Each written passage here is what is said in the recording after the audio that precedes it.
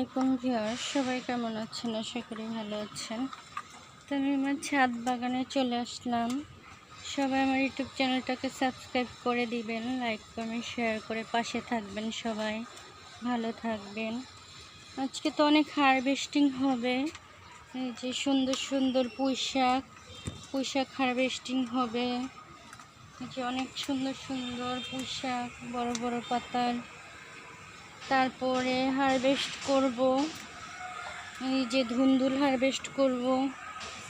এই যে পেঁপে গাছে পেঁপে হারভেস্ট করব। এই যে ধুন্দুল, মাশাল্লাহ, এই ধুন্দুল হারভেস্ট করব। এখানে ধুন্দুল আছে। তারপরে এদিকেও ধুন্দুল আছে, এগুলো আজকে হারভেস্ট করে নিব। তারপরে লেবু হারভেস্ট করে নিব। সব কিছু আজকে হারভেস্ট করব বাগান থেকে। তো হারভেস্ট করে নিলে কিন্তু গাছে বাকি যে ফলগুলো থাকে সেগুলো কিন্তু খুব ভালোভাবে হয়। এই যে দেখেন আমার লেবু গাছে মাশাল্লাহ ছোট ছোট অনেক লেবু, আবার ফুল আসছে।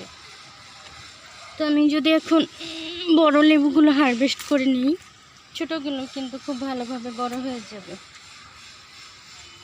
তো এই জন্য বড়গুলো সুন্দর লাগে রাখলে দেখতে, তারপরেও কিন্তু রাখা যাবে না, খেয়ে নিতে হবে। কারণ বড়গুলো খেয়ে নিলে ছোটোগুলো আবার বড় হবে। তো এদিকে আছে পাতা ফল, এটা এখনো পাকে নাই। আর শীতকালীন শাকসবজি সব কিছু বাগানে আছে। এদিকেও গাছপালা সব সুন্দর হয়েছে বৃষ্টিতে, শাকসবজি সব কিছু। এদিকে ডালিম গাছে ডালিম হয়েছে অনেকগুলো। আর এদিকে তো শাকসবজি, লাউ গাছ, কুমড়া গাছ, সব ধরনের শাকসবজি গাছ, কামরাঙ্গা গাছ, তেঁতুল গাছ, বড়ই গাছ, নানা রকম ফুলের গাছ আরও হারভেস্ট করব আজকে। এদিকে মরিচের চারা করেছি, এদিকেও নানা রকম ফুল গাছ। এদিকে হারভেস্ট করব, এই যে পাতা আছে বড় বড় পাতার পুঁই শাক সুন্দর। এদিকে লেবু গাছে লেবু ধরে আছে, নানা রকম গাছপালা। তো এই লেবু গাছে লেবুগুলো এখনো খাওয়ার উপযোগী হয় নাই, ছোট ছোট হয়ে আছে।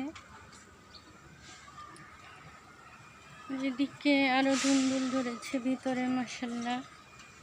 আর এদিকে হচ্ছে আজকে যে লাউ গাছের চারাগুলো এই যে লাগিয়ে দিব অন্য পটে। এইভাবে এই যে ঘাস টাস থাকে, তো এগুলো ছোটোখাটো কাজ কিন্তু ছাদে অনেক থাকে। ছাদে আসলে তো অনেক দিন ধরে চিকুনগুনিয়া হয়েছে, পায়ে ব্যথা, হাঁটতে পারি না, কাজ করতে পারি না। তো সেজন্য কিন্তু বাগানে অনেক কাজ বাকি আছে, এখনো কোনো কাজই করতে পারছি না। তো সবাই দোয়া করবেন আমাদের জন্য। তারপরেও তো থেমে থাকলে চলবে না, একটু একটু করে কিন্তু আমি লাগিয়েছি। লাউ গাছ কিন্তু হয়ে গেছে মাশাল্লাহ।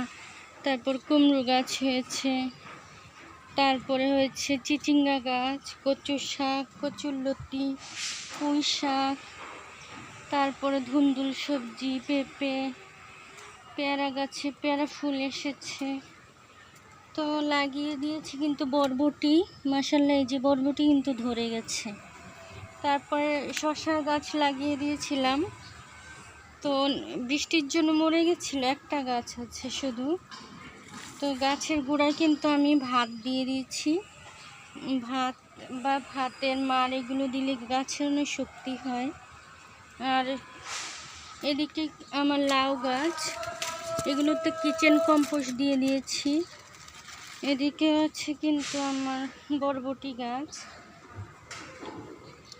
তারপরে সিম গাছ আছে, বরবটি গাছ, সিম গাছ, এই গাছগুলো কিন্তু সুন্দর শীতকালীন সবজি গাছ। তার মাঝে বড়ই গাছে মুকুল এসেছে, আম গাছ। শীতকালীন সবজির মধ্যে এদিকে আছে এই যে করলা গাছ কিন্তু বেয়ে পড়ে উঠেছে, বেগুন গাছ আছে, বেগুনের ফুল,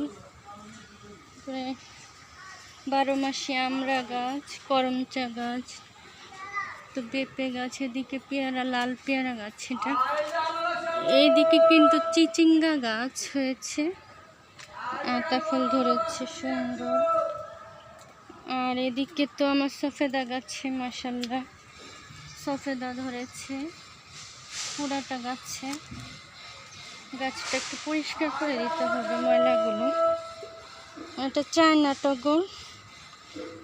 আর হচ্ছে এদিকে আরেকটা সফেদা গাছ, এটা তো সফেদা ধরেছে। আর এদিকে তো নানা রকম গাছ আছেই, শাকসবজি, পেস্তালু হয়েছে অনেক, পেস্তালু গাছ। তো আজকে পর্যন্তই, ভালো থাকবেন সবাই, আল্লাহ হাফেজ, আসসালামু আলাইকুম।